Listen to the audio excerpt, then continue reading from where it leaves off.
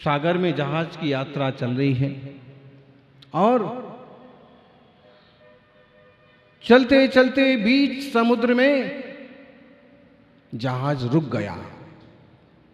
कुछ यंत्र बिगड़ गया, कोई पुर्जा खराब हो गया।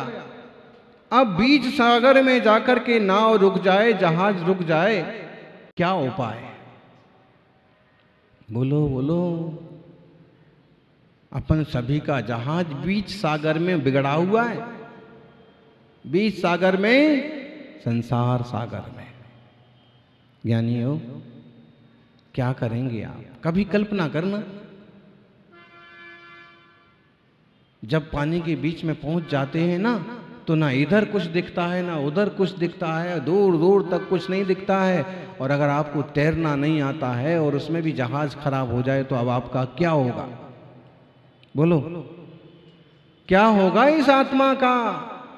इस संसार सागर में जन्म जरा मृत्यु के फेर में यह जीव उलझा हुआ है।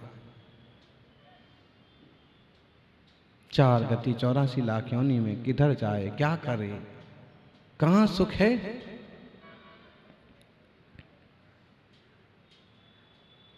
लोग नाश्ता में सुख मानते हैं, लेकिन वास्तव में नाश्ता में सुख नहीं है, देव शास्त्र गुरु की आस्था में सुख है। सच्चे देव शास्त्र गुरु की समझ हो, एक आस्था होती है, वो अलग आनंद होता है, आनंद अलग सुख होता है।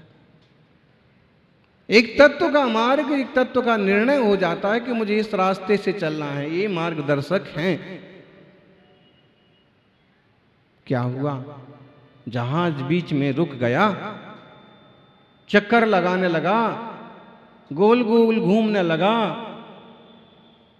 जहाज के सारे जो कप्तान वगैरह थे घबरा गए, क्या हो सकता है। सब तरह से कोशिश की कि मशीन कौन सी खराब है, पुर्जा कौन सा खराब है, खूब कोशिश की, लेकिन गाड़ी आगे बढ़ने को तैयार नहीं।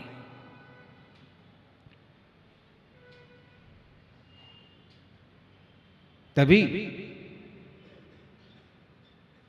एक सज्जन आगे आए।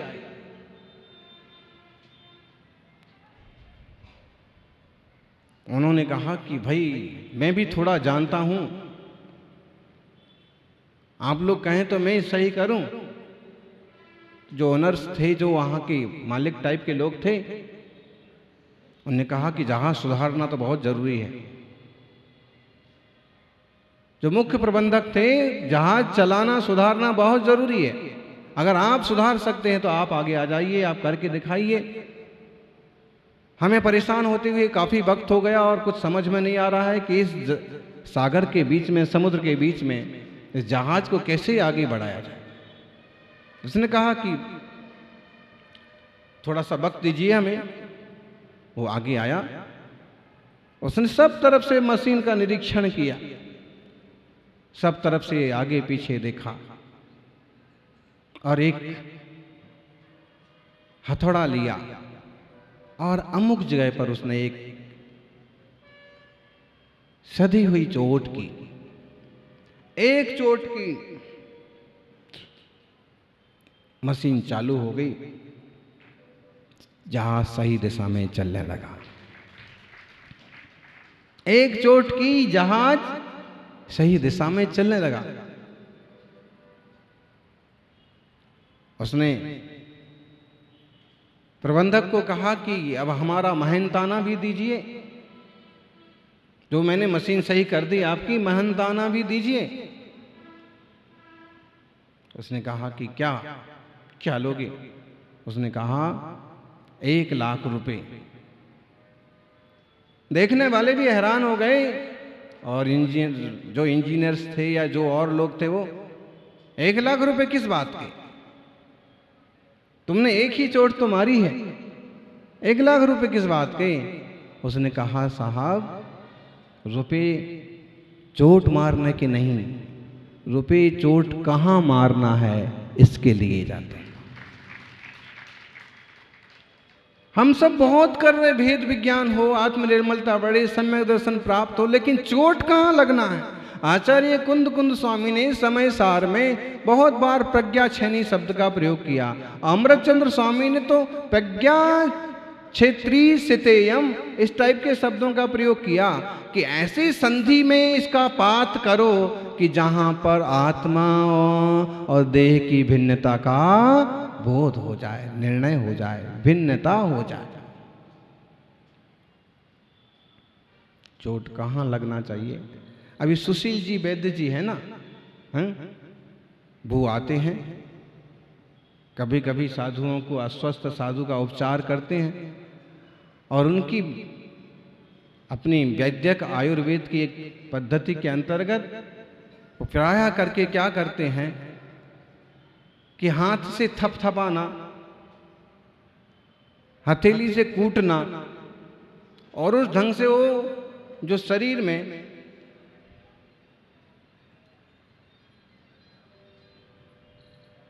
सत्तर नाड़ 72 वाय, 70 नाड़ियां हैं, 72 वायु हैं, और उसी का डिस्टर्ब होने से शरीर बिगड़ जाता है।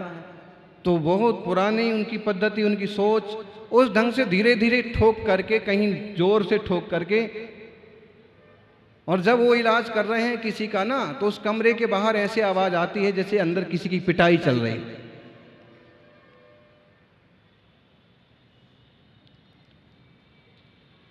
लेकिन उस ठोकने ठोकने में वो व्यक्ति जो महीनों से बीमार है, वो 15 मिनट में उठ करके खड़ा हो जाता है, स्वस्थ हो जाता है। एक दिन हमने उनको कहा कि आप जो ऐसे ठोकते हो, तो ये हमारे यहाँ भी कुछ लोगों को आप थोड़ा ठोकना सिखा दो। इनको ठोकना तो आता है, लेकिन कहाँ ठोकना है ये आप सिखा दो। कुछ श्रावकों को ठोकना तो आता है, लेकिन कहाँ ठोकना है ये आप सिखा दो। मतलब है कि अगर हाथों का इस ढंग का स्पंदन किया जाए और वायु सुधर जाए, तो बुखार भी उतर जाए, सिर दर्द भी उतर जाए, और पेट दर्द भी उतर जाए, और जो स्नायु का प्रॉब्लम है, रीढ़ की हड्डी का प्रॉब्लम है, वो सब ठीक हो जाए। लेकिन चोट कहाँ लगना है, कितनी तेजी से लगाना है, किस ढंग से थपथपाना है, इसका ज्ञान वर्षों में हो पाता है। समझना ज्ञानियों, धर्म ध्यान कर रहे हैं हम बहुत चोटें मार रहे हैं। हम कभी तो दान की चोट मारते हैं, कभी हम पूजा की चोट मारते हैं, कभी घंटों घंटों स्वाध्याय की चोट मारते रहते हैं, लेकिन कहाँ मारना है और कितनी तेजी से मारना है, वो समझ में नहीं आने से सारी चोटें बेकार चली जाती। सभी प्रकार के समस्त पदार्थों को सर्वात्म प्रदेशों से जानता है, उस ज्ञान को क्षय ज्ञान कहा जाता है।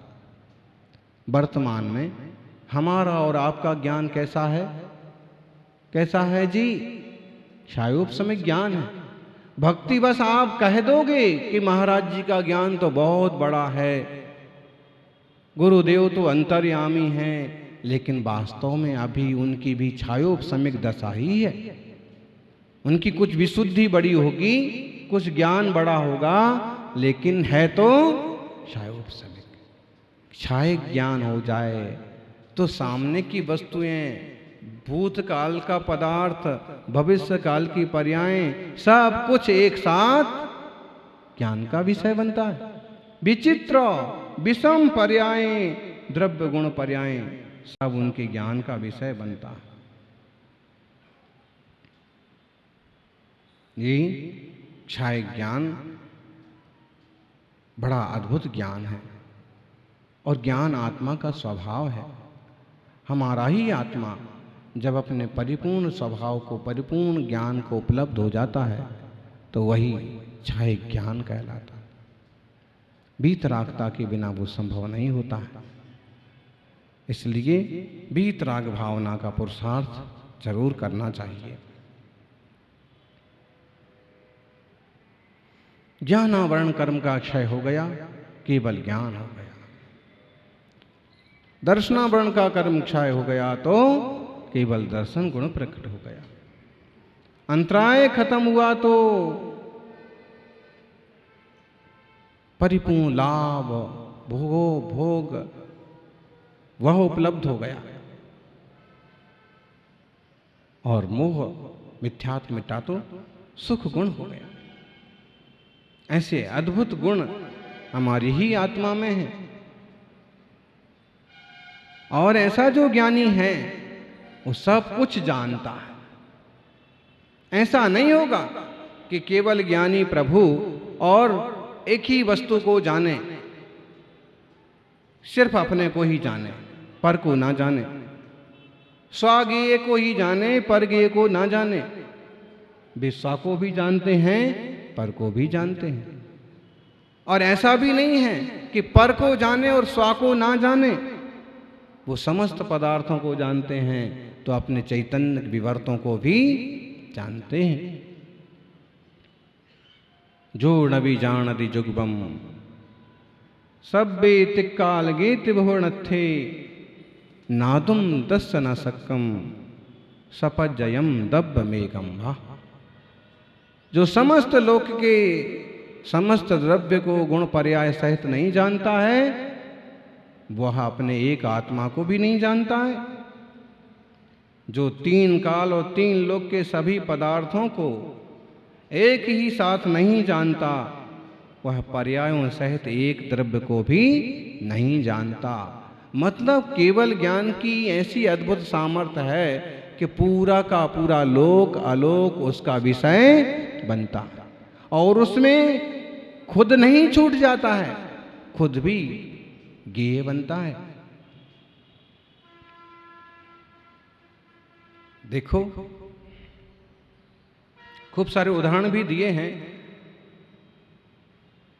जैसे अग्नि है तो उसके लिए जितना दाह्य होता है, जलाने योग्य पदार्थ होता है, वो सब पदार्थ को जलाती है। और अग्नि या दीपक पर को प्रकाशित करता हुआ भी खुद को भी प्रकाशित करता है। सारे ज्ञेयों को कबलित करता है, उसमें खुद को भी कबलित करता है। ज्ञान अपने आत्मा में यह जो महान गुण है वो तो यही समझ लीजिए कि जो सबको जानता है वो एक को भी जानेगा ही जानेगा।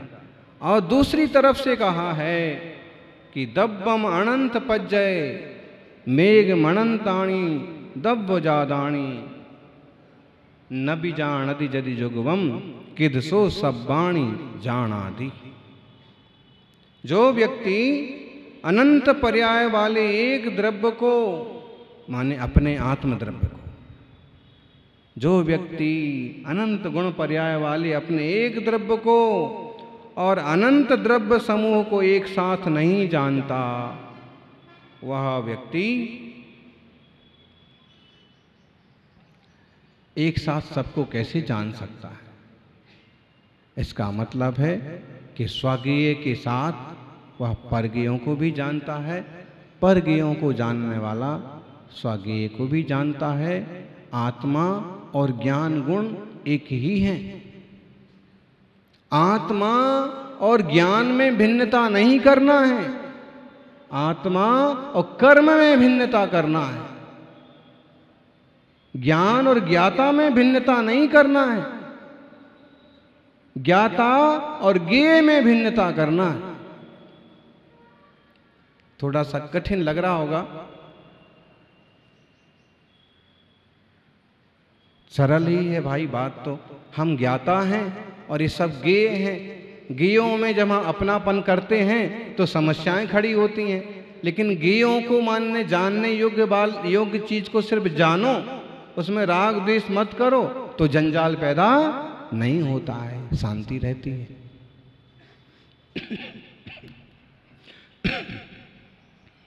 आत्मार्थी सज्जनों, कहीं और से आकर के ज्ञान आत्मा में घुस नहीं गया है, वो अपना स्वभाव है। अब वो उसी तरह से दीपक की तरह खुद को भी प्रकाशित करता है और उसके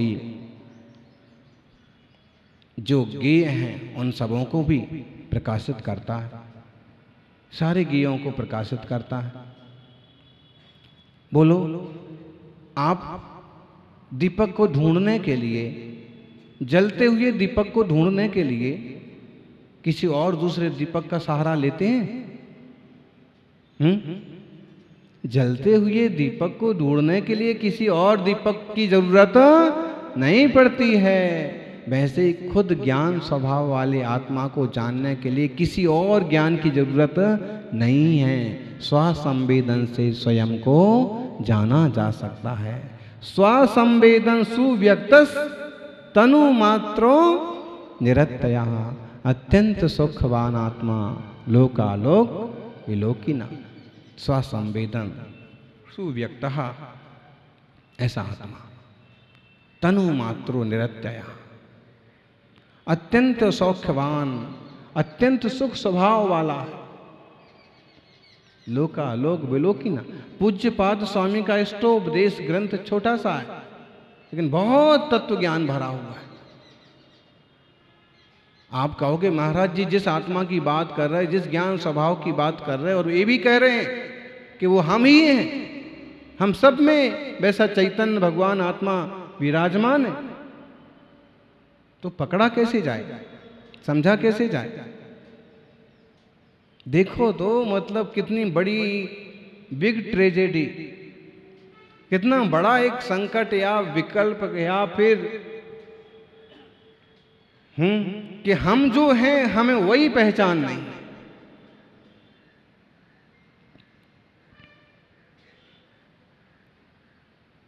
ज्ञान हमारा स्वभाव है और इस ज्ञान स्वभाव को जाने, सहज शांत रहने का पुरुषार्थ करें,